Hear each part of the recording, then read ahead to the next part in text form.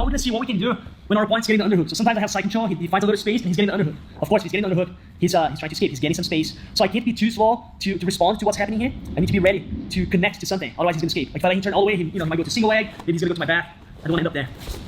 But the good thing is, if I'm prepared, if I have options for when he's turning, it can be a really good thing. Because remember how normally you have to bring the person sideways? Now he's turning sideways. But the difference is that he has the underhook, where before I had the underhook.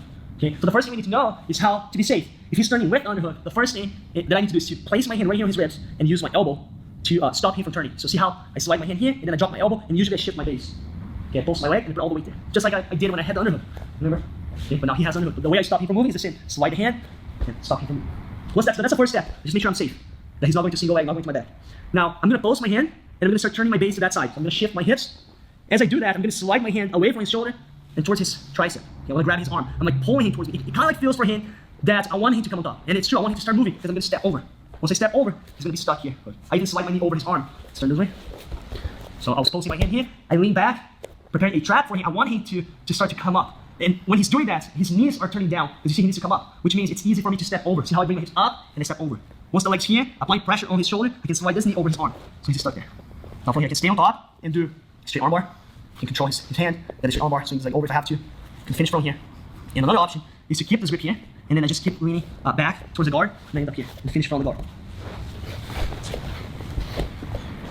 So again, he's getting the underhook, he's trying to escape. I stop him, let's just stop him first, make sure we're safe.